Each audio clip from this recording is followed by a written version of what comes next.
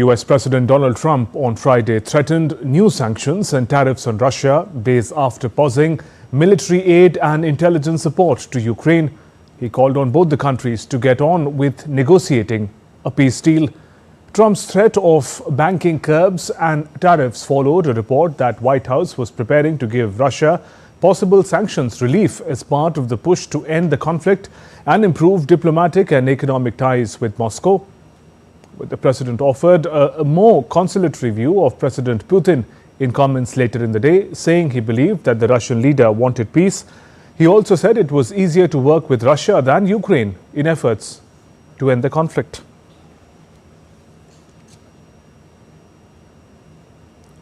Russia, one of the world's biggest oil producers, is already subject to wide-ranging sanctions imposed by United States and partners after February 2022.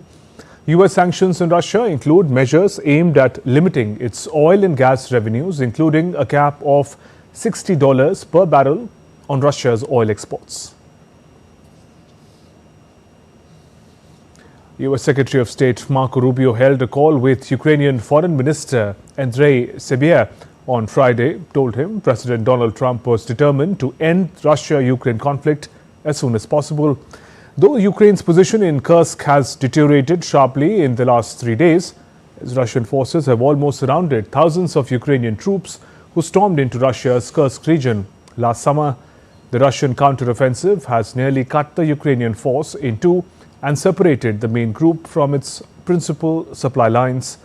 Russian forces also damaged energy and gas infrastructure inside Ukraine overnight in their first major missile attack since the US paused the intelligence sharing with Ukraine. Ukrainian President Zelensky welcomed the ongoing discussions with US President Trump's team and aid support from European nations. Сьогодні увесь день. Today, the most intensive work with the President Trump's teams at various levels has been ongoing all day. Many calls. The focus is clear. Peace as soon as possible. Security as reliably as possible. Ukraine is committed to being as constructive as possible.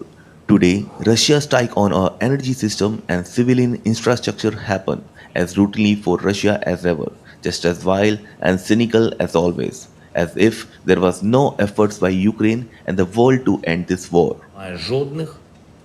Foreign ministers from 57-member Organization for Islamic Cooperation (OIC) met at its headquarters in Jeddah, Saudi Arabia, 3 days after the Arab League endorsed Egypt's alternative plan for Gaza.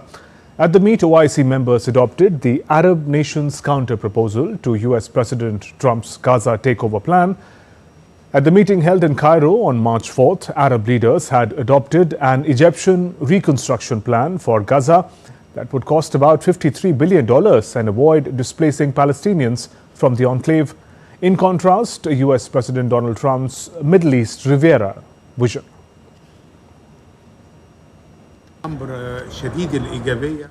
It is certainly very positive that the emergency ministerial meeting of the Organization of Islamic Cooperation adopted the Egyptian plan, which has now become an Arab Islamic plan. The next step is for it to be an international plan. Moving on, Germany supports a plan put forward by Arab states for Gaza reconstruction, according to Chancellor Olaf Scholz' spokesperson, who said in Berlin on Friday that it contained many good elements that can be built upon. A spokesperson for Foreign Minister Annalena Baerbock added that Berlin would now closely discuss the details with Western and Arab partners. Die Bundesregierung begrüßt den Plan zum The German government welcomes the plan for the reconstruction of the Gaza Strip presented by the Arab League, which was largely prepared by Egypt. The plan contains many good elements that can be built upon, and constructive discussions on this plan should begin now. It is of central importance to the German government that Gaza no longer poses a threat to Israel. The German government agrees with its G7 partners that there must be neither a new military buildup nor Hamas participation in government in the future. Convoys of Syrian security forces headed from Aleppo on Friday to the coastal region, where reinforcements have been sent to crush a nascent insurgency fighters from Bashar al-Assad's Alawite sect in the coastal region of western Syria, which is heavily populated by members of the Alawite minority. Syrian authorities say violence began when remnants loyal to ousted leader Assad launched a deadly and well-planned attack on their forces on Thursday.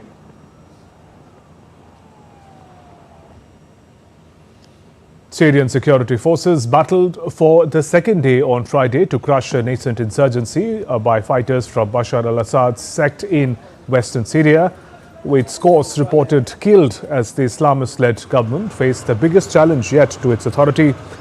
Authorities have not issued a death toll, but Syrian Observatory for Human Rights says more than 130 people have been killed. Syria's interim president Ahmad al-Shara said on Friday in his first comment following violence in Syrian coastal areas that Syria will pursue the remnants of the ousted Bashar al-Assad regime and bring them to trial.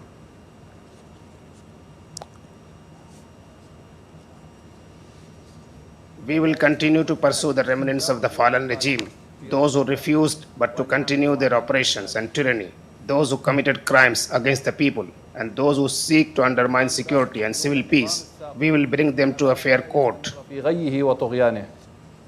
Let's turn to other stories. U.S. President Donald Trump has criticized the 1960 U.S.-Japan Security Treaty as one-sided.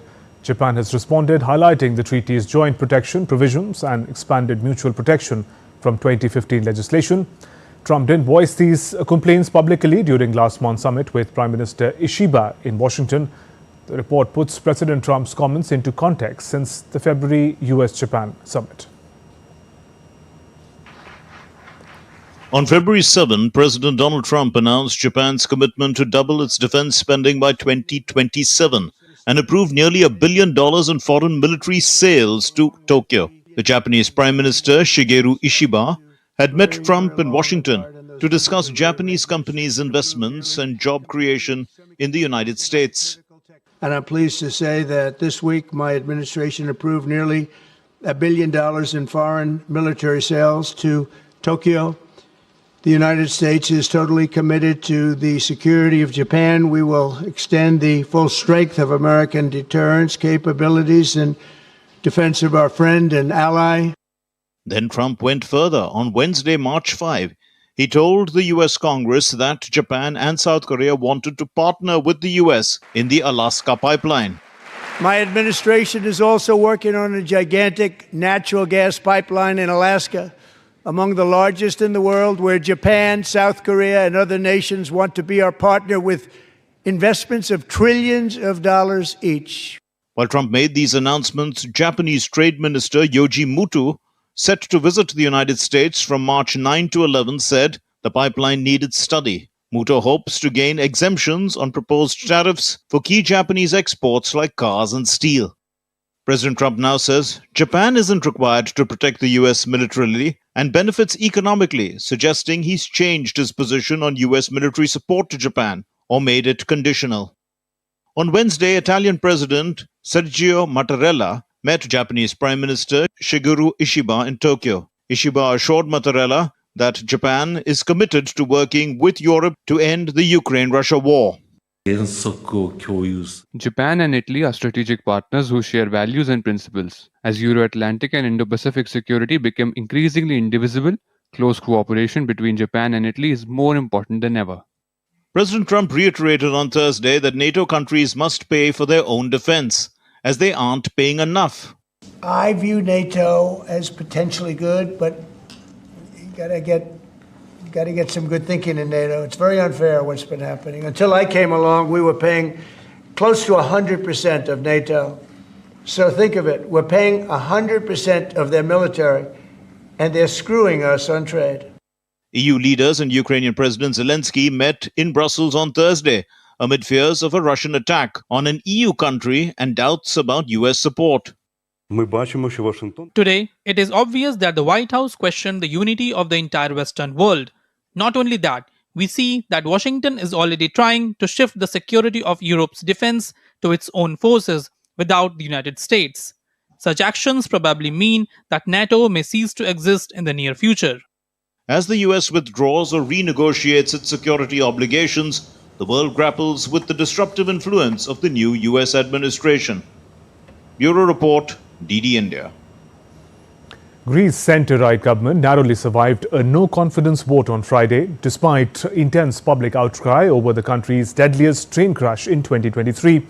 The opposition had accused Prime Minister Kyriakos Mitsotakis's government of negligence and cover-up, but the ruling party denied any wrongdoing. The train crash has sparked widespread anger, with hundreds and thousands demanding justice and accountability. Protests outside the parliament turned violent, with clashes between demonstrators and police resulting in 61 detentions. The Greek leader ruled out an early election, citing the country's economic recovery. However, the government's popularity has taken a hit, with many Greeks questioning the immunity enjoyed by politicians. Let's now turn to some weather updates. Cyclone Alfred weakened into a tropical low on Saturday. However, its impact continues to be felt along Australia's eastern coast. Hundreds and thousands of properties in Queensland and New South Wales are without power, and intense rainfall is expected to persist throughout the weekend. The Bureau of Met warns of dangerous and life-threatening flash flooding along the 400-kilometre stretch of coastline. Australian Prime Minister Anthony Albanese expressed grave concerns, urged residents not to be complacent as the storm's impact will intensify over the coming hours and days. Flood warnings remain in place, with some rivers approaching major flood levels. Repair crews are struggling to access blacked out areas, with over 239,000 property southwest of Queensland without any power.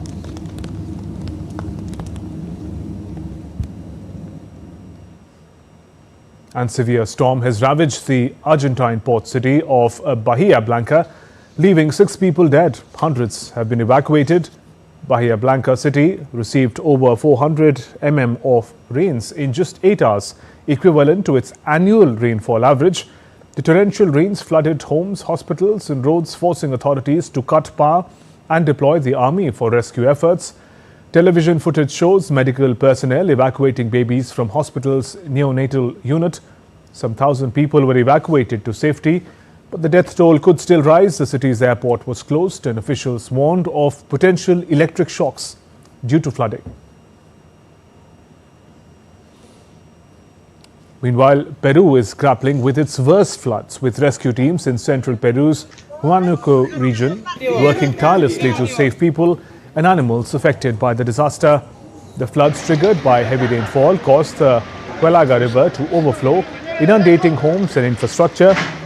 Footage shows police officers using flotation devices and ropes to rescue individuals from the water, while others carried people and pets to safety. According to local authorities, over 250 homes have been impacted, with many left collapsed and uninhabitable. The disaster has also claimed lives, with Peruvian media reporting the deaths of 4 individuals in a landslide triggered by the flooding.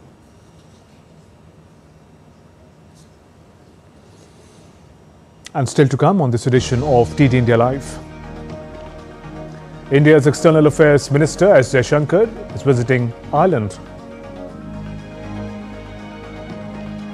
US Department of Justice drops its proposal to force Google to sell its investments in artificial intelligence companies. Indian Grandmaster Arvind Chidambaram claims first major title of career by winning the Prague Masters.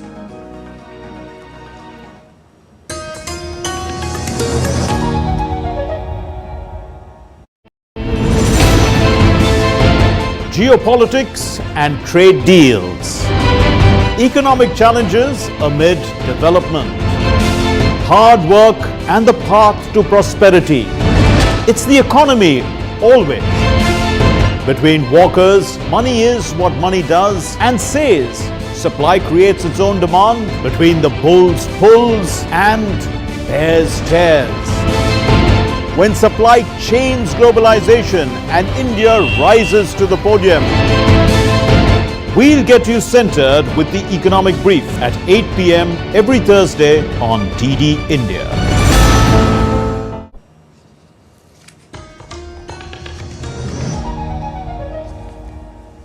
Welcome back. You're watching DD India Live. I'm Shubhendu Ghosh.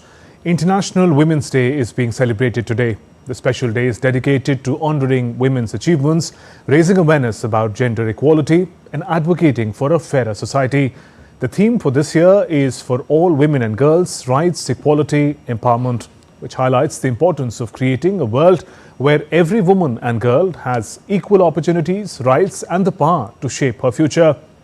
International Women's Day serves as the global reminder that gender equality is still a work in progress.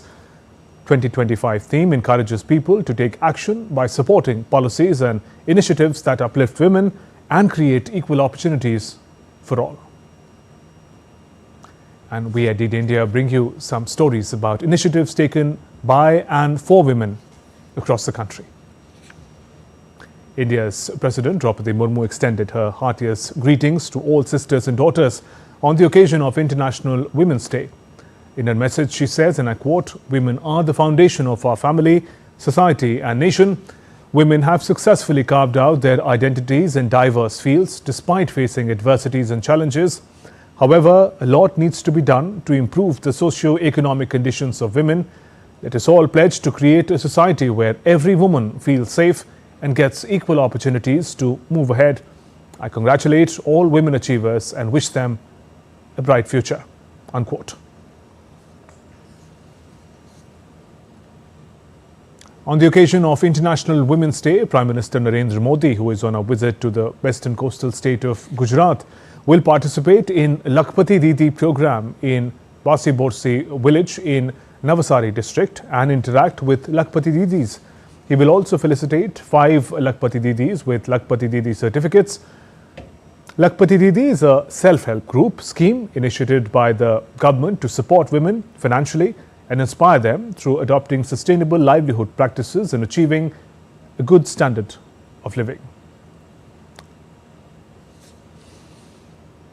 Women empowerment has emerged as the strength of the Indian Armed Forces. On the occasion of International Women's Day, we're telling the story of an Air Force officer who is the first woman to be inducted into the tri-services. Watch this report by DD India correspondent Vishal Barasto. Indian Armed Forces are focusing a lot on women empowerment and also integration of the 3 services. I have with me Wing Commander Mrunalini. She is the first woman officer to be inducted in the tri-service. Let's talk to her and find out. It has been an immense experience because when I was serving in the Air Force, we serve into a different culture. And when we have to go and work into the tri-services now, so it's not that you're working alone, you're working with the Air Force and the Navy. So I've been very fortunate that I was selected for this task, as Mumbai was one of the pilot project for integration, and this project was directly under the PM, with CDS being the head for the tri-services.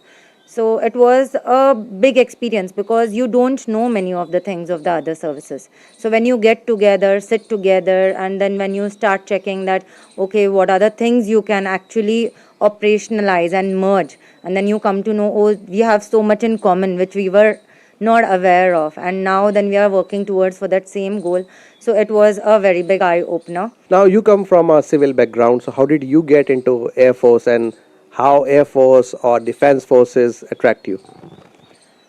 My mom was my biggest inspiration because my mother always wanted me to become somebody who others can look up to, and she always have seen me that I should inspire the other people and the youth.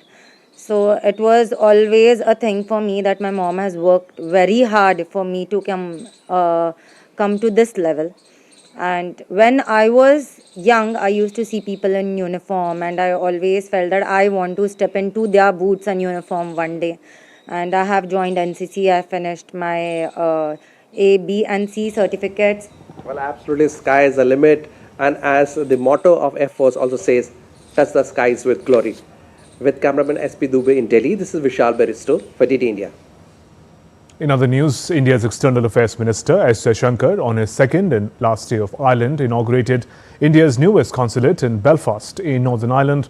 He said that the consulate will serve the needs of the Indian community while also exploring further cooperation in trade, tech, business and education. Our relationship has come a very long way, and we do think that we can use this consulate as a way of actually pursuing our twin engagements both with the UK, with Europe as a whole, and of course very much in support of this region's aspirations, and most of all in the service of our community. Dr. Jaishankar also met Deputy First Minister of Northern Ireland, Emma Little-Pengelly, BL, and Junior Minister Aling Riley in Belfast. He thanked them for all the support in setting up of the Indian consulate. The leaders discussed possibilities for deepening India's engagement with Northern Ireland, especially in skills, cyber, tech, creative industries and manufacturing. Dr. Jaishankar also visited Queen's University in Belfast, where he said that their upcoming campus in Gift City, Gujarat, is an example of potential India-UK ties in education. The minister appreciated interaction with Indian students currently studying at the university. The US Department of Justice has dropped its proposal to force Google to sell its investments in AI, artificial intelligence companies, including Anthropic, a competitor to OpenAI. The DOJ has sought to boost competition in online search by requiring Google to divest its AI investments. However, Department of Justice still seeks to require Google to sell its Chrome browser and take other measures to address the company's alleged illegal search monopoly. Google has argued that these proposals would harm the American consumers, the economy and national security. The case is part of a broader crackdown on big tech companies, with Apple, Meta platforms also facing allegations of maintaining illegal monopolies. The US labor market added 151,000 jobs in February, fewer than expected, while the unemployment rate ticked up to 4.1%. This comes as President Donald Trump's administration implements policies aimed at cutting public spending and reducing the federal government's footprint. Analysts warn of uncertainty ahead of due to Trump's volatile tariffs policy, which may impact the labor market. The manufacturing sector saw gains with 9,000 jobs added in the auto industry. However, the federal government's employment declined by 10,000 in February. Let's now turn to sports. India's Pranav Venkatesh clinched the World Junior Chess Championship in Petrovac city of Montenegro. He settled for a draw against Matic Levrincic of Slovenia. This was in the 11th and final round of the tournament to bag the prestigious title. 18-year-old continued his great show among juniors, remaining undefeated. In the tournament, the Indian scored a total of 7 victories and 4 draws to end up with 9 points out of possible 11. When the final round pairings were announced, it was clear that a draw will ensure win for Venkatesh. His victory marks the end of India's 17-year wait for men's junior title.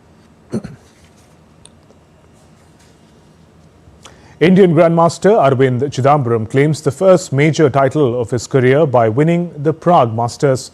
Chidambaram settled for a draw against Turkey's Eds Gürel, the 9th in final round. He finished ahead of established names, including compatriot Pragananda. 25-year-old Chidambaram ended on 6 points out of possible 9 after his 3 victories and 6 draws in the tournament.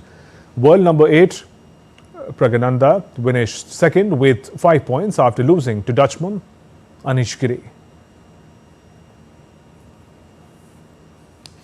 The holy month of Ramadan is once again being marked by distinctive boom of ceremonial cannons echoing across Dubai at sunset.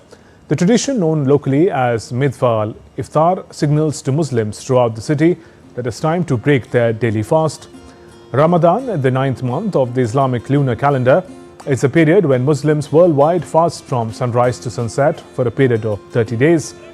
The tradition of cannon firing is believed to have originated in the 10th century Egypt. As practical method to announce iftar time in Dubai, the iftar cannon is fired from Burj Khalifa using a replica of original antique cannon that signaled the end of fast in earlier times. Beyond its practical purpose, iftar cannon serves as a unifying force for Dubai's diverse population.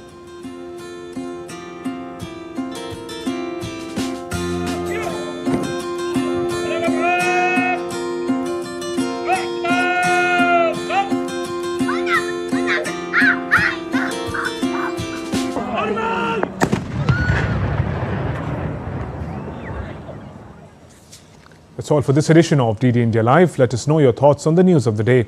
For those on the go, you can get all the latest news and updates from India and across the world on DD India mobile app. It's available on Android and